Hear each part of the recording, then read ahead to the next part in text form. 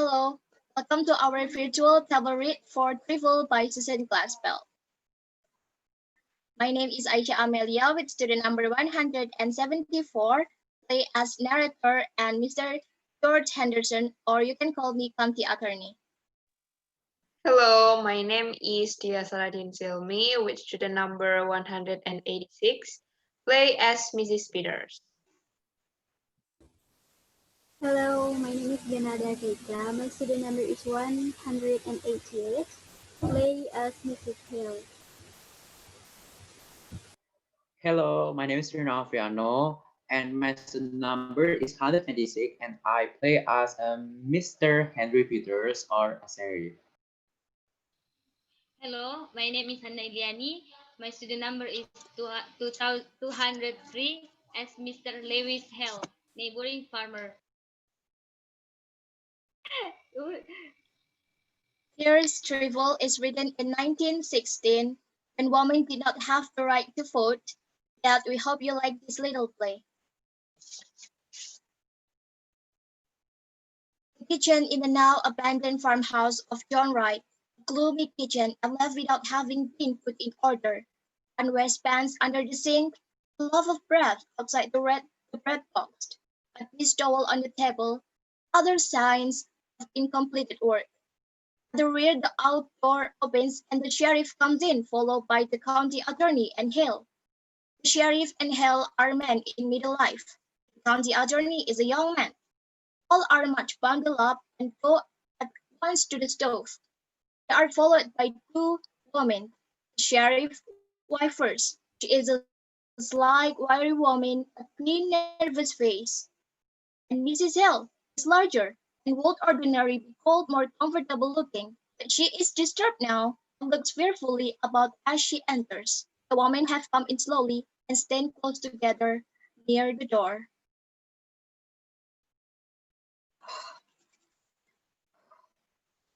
This feels good. Come up to the fire, ladies. I'm not cold. Now, Mr. Hale, before we move things out, just explain to Mr. Anderson what you saw when you came here yesterday morning. By the way, has anything been moved? Are things just as you left them yesterday? It just looked the same. When it dropped below zero last night, I thought it's better to send Frank out this morning to make a fire for us. No use at getting pneumonia with the big case on, but I told him not to touch anything except the stove and Frank. Well, Mr. Hale, tell us what happened when you came here yesterday morning. Oh, yesterday, when I had to send Frank out to Morris Sanders for the men who went over yesterday, I want you to know I had my hand full yesterday. I know you could get back from Omaha by today, and as long I went over everything here's myself. Well, somebody should have been left here yesterday.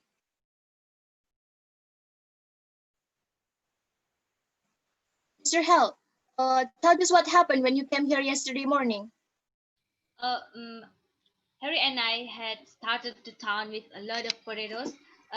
We came along the road from my place, and as I got here, I said, I'm going to see if I can get John Wright to go in with me on a party telephone.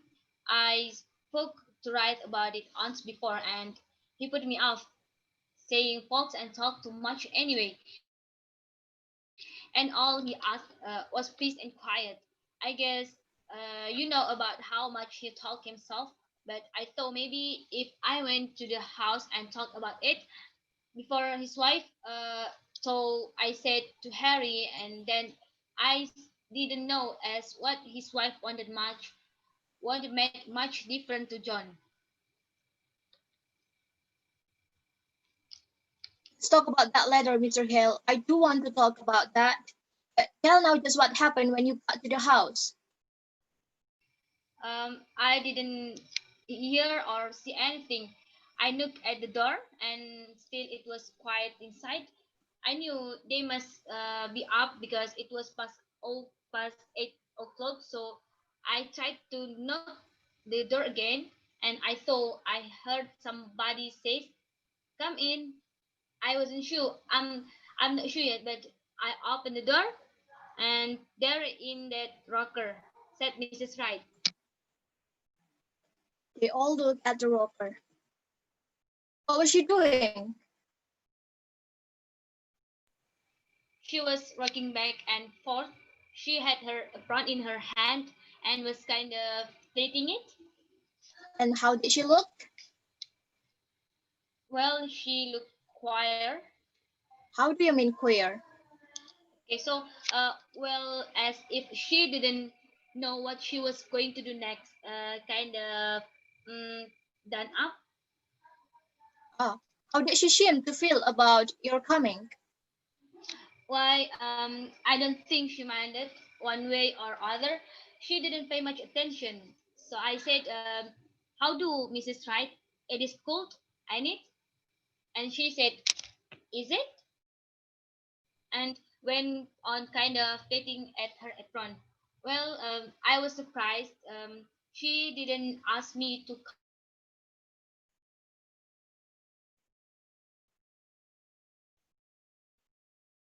come up to the stove. Yes, but they sat there and not even looking at me. So I said, "I want to see John," and then she laughed. I guess you would call it a laugh. I thought of Harry and the team outside, so I said, "Little sharp, can I see John?" "No," she says.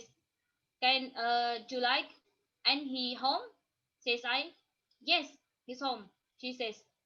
"Then why can I see him?" I asked her, out of my passion. "Because he's dead." "Dead?" says I. She just nodded her head, not getting a bit excited, but rocking back and forth.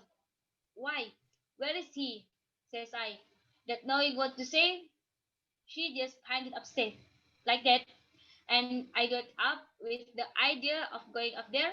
I walked from there to here, and then I say, "Why? What did he die of?" "He died of a rope around his neck," she says, and just went on dating at her apron. Well, I went out and called Harry because I thought I might need help. We went upstairs, and there he was lying. I think I'd rather have you go into that upstairs where you can point it all out. Just go on now with the rest of the story. My first throw was to get that rope off. It looked, but Harry, he went up to him and he said, "No, he's dead, all right, and we would better not touching anything." So we went back downstairs. She was still sitting at the same way.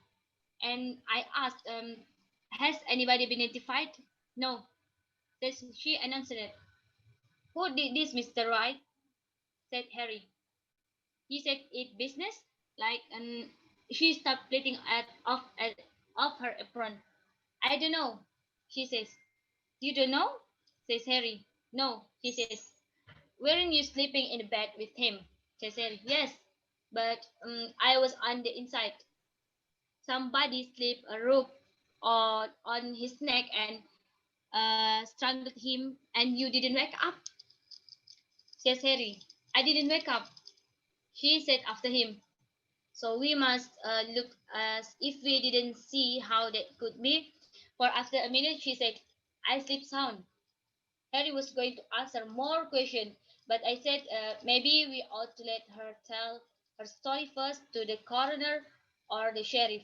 So Harry went fast as he could to River's place, where there is a telephone. And what did Mrs. Wright do when she knew that you had come for the coroner? She moved from the chair to this one over here and just sat there with her hand held together and looking down. I got a feeling that I ought to make some conversation. So I said I had come in to see if Jen wanted to put in a telephone, and that she started to laugh, and then she stopped and looked at me, scared. I don't know. Maybe it wasn't scared. I would like to say it was. Soon Harry got back, and then Dr. Lion came, and you, Mrs. Peters, and so I guess that's all. I know that you don't. I guess we will go upstairs first, and then out to the bar and around there. You, Sheriff, you're convinced that there was nothing important here, nothing that would point to any motive? There's nothing here, just only a kitchen thing. The county attorney, after again looking around the kitchen, opens the door of a cupboard closet, gets up on a chair and looks on the shelf, pulls his hands away. Sticky. What a nice mess.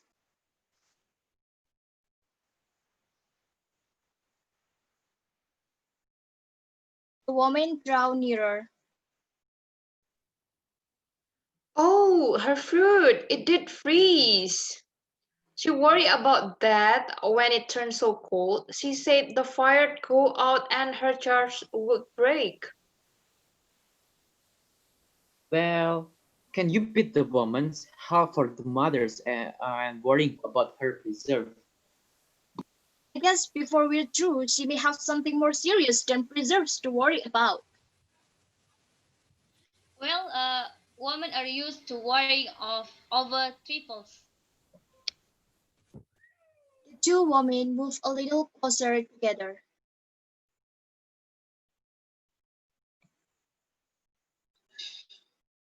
Dirty towels. Not much of a housekeeper, would you say, ladies?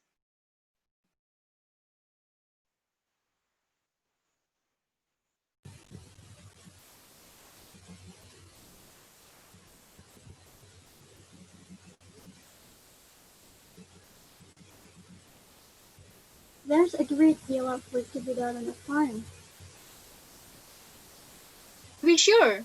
And yet, I know there are some Dickens County farmhouses which do not have such rural owls. Those towels get dirty awful quick. Men's hands aren't always as clean as they might be. Ah, loyal to your sex, I see. But you and Mrs. Wright were neighbors. I suppose you were friends too. I've not seen much of her of last years. I've not been in this house. It's more than a year. And why was that? You didn't like her? I like her all well enough. Farmers' wives have their hands full, Mr. Henderson's. And then Yes. it never seemed a very cheerful place. No, it's not cheerful. I shouldn't say she had a home instinct. Well, I don't know what's right hat either. You mean that didn't get on very well? No, I don't mean anything, but I don't think a place to be any cheerfuler for John White's being in it. I'd like to talk about that later. I want to get the lay of things upstairs now. I suppose anything Mrs. Peters choose will be alright. She was to take in some clothes for us, and a few little things we left in Sis Ari yesterday. Yes, but I would like to see what you think, Mrs. Peters, and keep an eye like, out for anything that might be of use to us. Yes, Mr. Henderson. The woman listened to the man's steps on the stairs, then looked about the kitchen.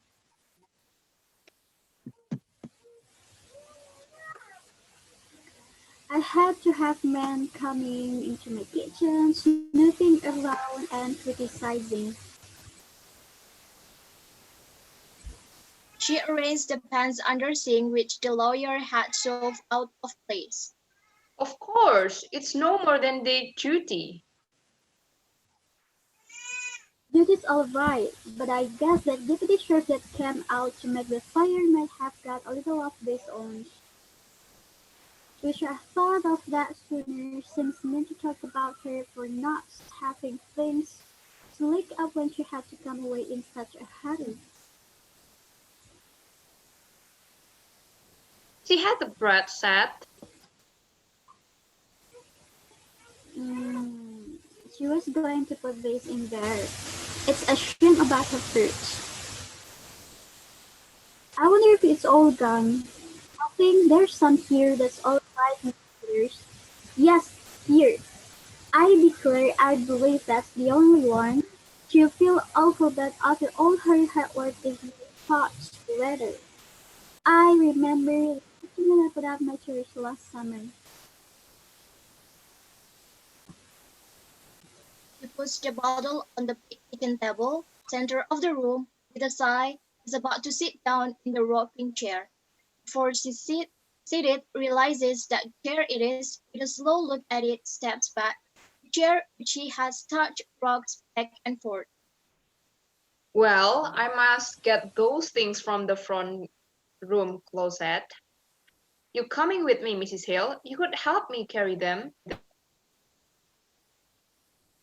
They go in the other room, reappear.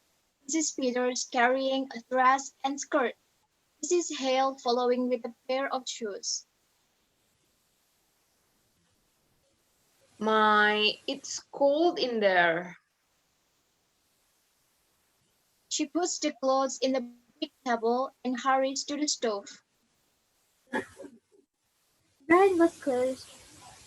I think maybe that's why she comes so much to herself. She didn't even belong to the ladies' aid. I suppose she felt she couldn't do her part, and then you don't enjoy things when you feel shabby. She used to wear pretty clothes and be lively when she was Minnie Foster, one of the town girls singing in the choir. But that's, oh, that was 12 years ago. Is all you was to take in? She said she wanted an apron. Funny thing to want, for there isn't much to get you dirty in a jail, goodness knows. But I suppose just to make her feel more natural. She said there was in the top drawer in this cupboard. Yes, here. And then her little shawl that always hung behind the door. Yes, here it is. Quickly shuts door leading upstairs. Um, Mrs. Peter, Yes, Mrs. Hale. do you think she did it? Oh, I don't know.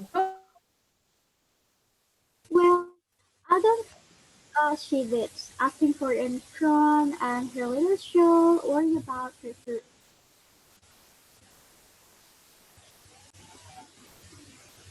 Mr. Peters say it looks bad for her. Mr. Henderson is awful sarcastic in a speech and he'll make fun of her saying she didn't wake up. Well, I guess John Wright in awake when they were slipping that rope under his neck. No, it's strange. It must have been done awful crafty and still they say it was such a funny way to kill a man, rigging all up like that. That is what Mr. Hale said. There was a gun in the house. He says that's what he can't understand. Mr. Henderson said coming out that what was needed for the case was a motive, something to show anger or a sudden feeling. Well, I don't see any signs of anger around here. Um, it's what you hear. Wonder how they are finding things upstairs. I hope she had it a little more wrapped up there. You know, it seems kind of sneaky. Locking her up in town and then coming out here and trying to get her own house to turn against her. But Mrs. Hale, the law is the law. I suppose this. Yeah. Better loosen up your things, Mrs. Peters. You won't feel wrong when you go out. Mrs. Peters takes off her fruit tippet, goes to hang in on hook at backup room. stands looking at the under part of the small corner table. She was piecing a quilt. She brings the large sewing basket and they look at the bright pieces. It's a lot cutting patterns. Pretty, isn't it? I wonder if she was going to curl it or just knot it. Footsteps have been heard coming down the stairs. The sheriff enters followed by Hale and the county attorney.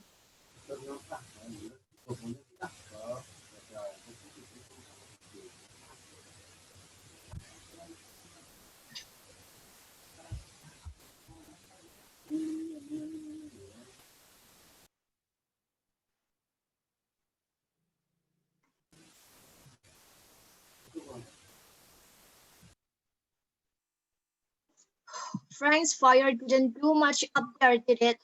Well, let's go out to the bar and get that cleared up. I don't know if there's anything so strange or taking up our time with little things while we're waiting for them to get evidence. I don't see as it's anything to laugh about. Of course, they've got awful important things on their minds.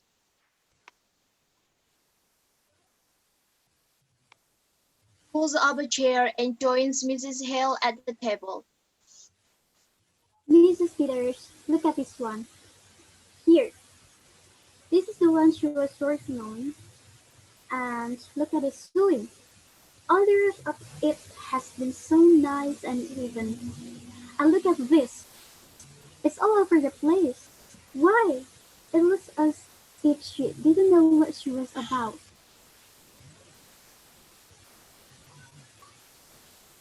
After she has said this, they look at each other, then start to glance back at the door. After an instant, Mrs. Hale has pulled at the note and ripped the sewing. Oh, what are you doing, Mrs. Hale? Just filling out a page or two, that's huge, very good. That sewing always made me fidgety.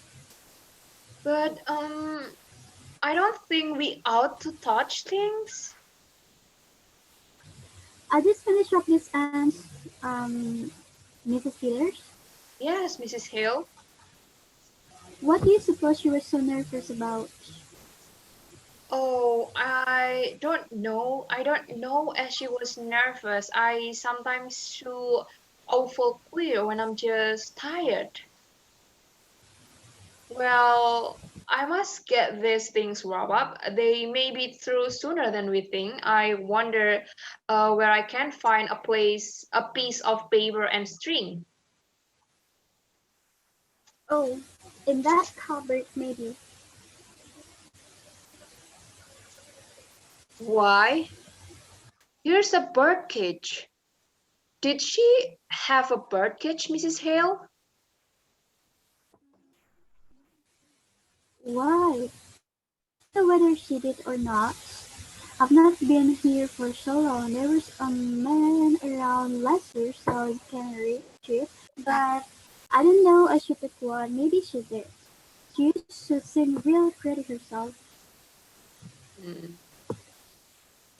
Seems funny to think of a bird here, but she must have had one. Or why would she have a cage? I wonder what happened to it. I suppose maybe the cat got it. No, she didn't have a cat. She's got that feeling some people have about cats, being afraid of them.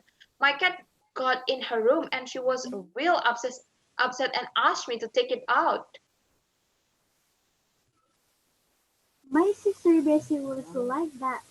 Clear and it's Why, look at this door. It's broke. One hinge is pulled apart. oh looks as if someone has had been rough with it.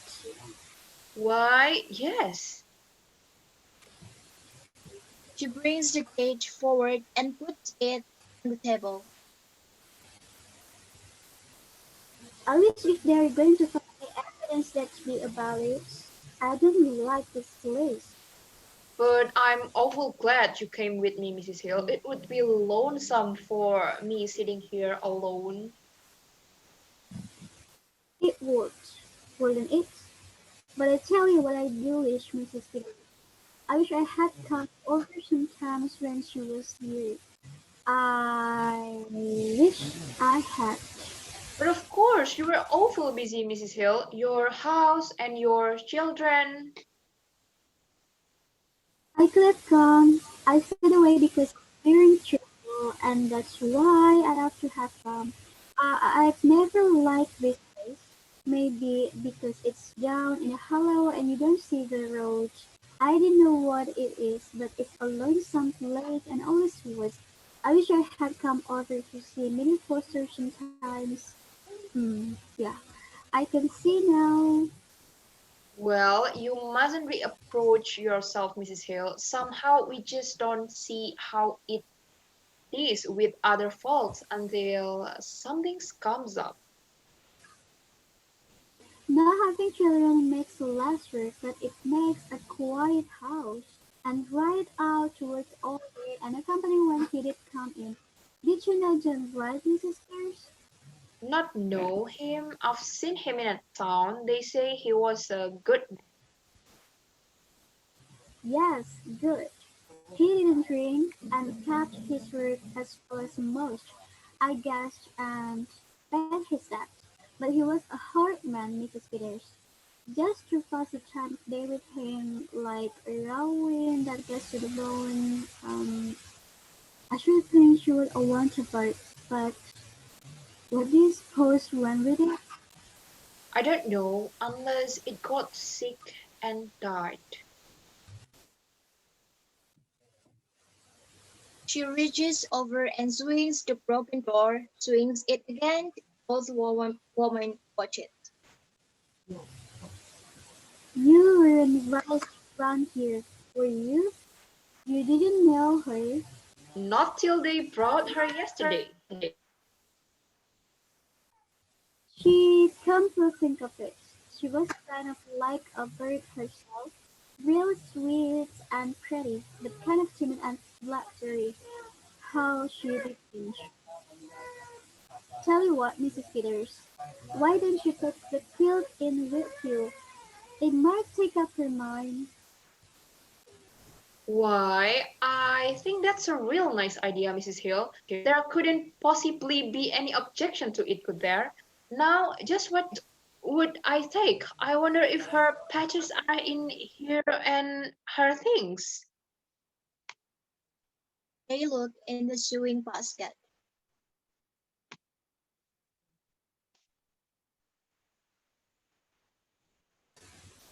Here's some wraps. I expect this has got sewing things in it. What a pretty box! Looks like something somebody would give you. Maybe her scissors are in here. Um, why? There's something wrapped up in this piece of silk. Why? This is not her Caesar. Oh, Mrs. Peters, it's It's the Mrs. bird. Peters bends closer. It's the bird. oh yeah. But Mrs. Peters, look at it. Its neck. Look at its neck. It's all other side too. Somebody wrung its neck. Their eyes meet. Look of growing comprehension, of horror. Steps are heard outside. Mrs. Hale slips bugs under quilt pieces and sinks into her chair. Enter Sheriff and County Attorney. Mrs. Peters rises. Well, ladies, have you decided whether she was going to kill it or not it? We think she was going to nod it. Well, that's interesting. I am sure. Has the bird flown? We think the cat's got it. Is there a pet? Mrs. Hale glances in a quick, covert way at Mrs. Peters. Well, not now. They're superstitious, They leave. No sign at all of anyone having come from the outside. Their own rope. Now let's go up again and go over it piece by piece.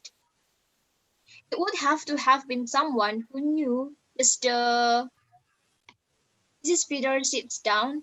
The two women sit there, not looking at one another, as if peering into something and at the same time holding back. And they talk now. It is in the manner of feeling their way over strange ground, as if afraid of what they are saying, but as if they cannot help saying it.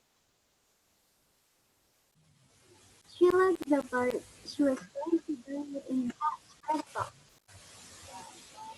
When I was a little girl, my kitten, there was a boy took a hatchet, and before I could get there, if they hadn't helped me back, I would have hurt him. I wonder how it would seem never to have had any children around. No, Bart wouldn't like a thing that sang. She used to sing. He could rap too. Mm, we don't know who killed the bird. I knew John Bart. It was an awful thing was done in this house that night. Mrs. Hale killing a man while he slept, slipping a rope around his neck that choked the life out of him. His neck choked the life out of him. Her hand goes out and rests on the bird cage. We don't know who killed him. We don't know. If there had been years and years of nothing, then a bird to sing to you, it would be awful. After the bird was still. I know what stillness is. When we homesteaded in Dakota and my first baby died after he was 2 years old and me with no other than How soon you suppose they'll be through looking for the evidence? I know what stillness is. The law has got to punish crime, Mrs. Hale.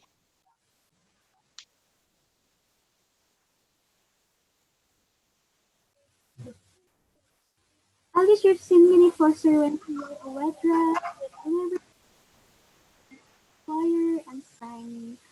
Oh, I wish I'd come over to you once in a while. That was a crime. That was a crime. Who's going to punish that? We mustn't take on. I might have known she needed help. I know how things can be for a woman. I tell you, clear, Mrs. Peters. We live close together and we live far apart. We all go through the same things. It's only just a different kind of the same things. If I wish you, I wouldn't tell her after it was done. Tell her it ends. Tell her it's all right. Take this in to prove it.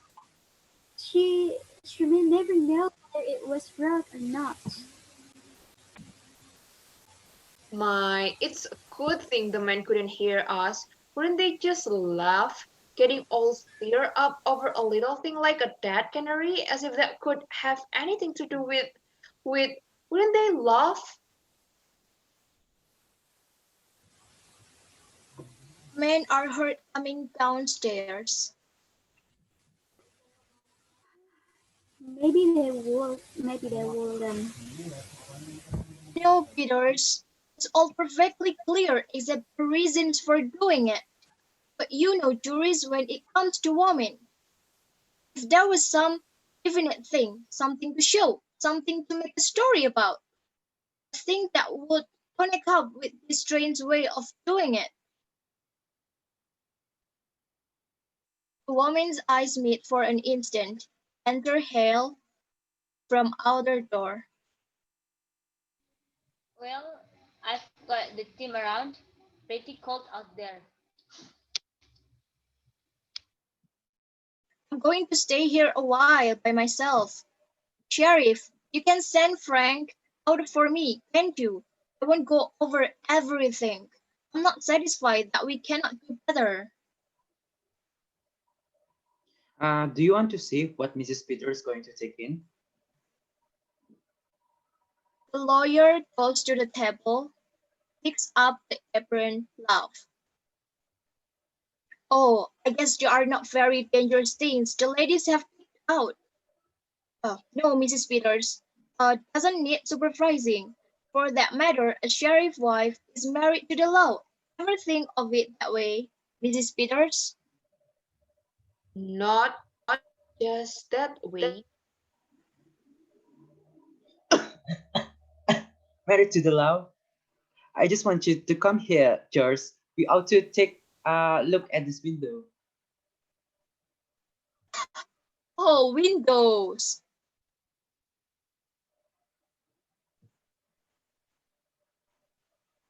We will be right out, Mrs. Hale. Hale goes outside. The sheriff follows the county attorney into the other room. Then Mrs. Hale rises, hands tied together, looking intensely at Mrs. Peters, whose eyes make a slow turn, finally meeting Mrs. Hale's. A moment Mrs. Hale holds her, then her own eyes point the way to where the box is concealed. Suddenly, Mrs. Peters throws back quilt pieces and tries to put the box in the bag she is wearing. It is too big. She opens the box, starts to take bird out, cannot touch it. Those two pieces stands there helpless. Sound of a knob turning in the other room. Mrs. Hale snatches the box and puts it in the pocket of her big coat. Enter county attorney and the sheriff.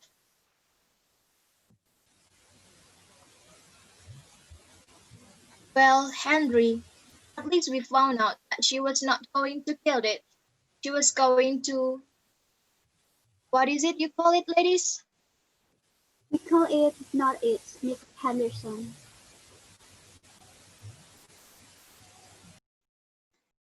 The end of the story. Thank you very much for watching. We hope you can enjoy our little play. So stay safe and stay strong, everyone. Thank you very much. Thank Thank you. you very Bye. much. Goodbye.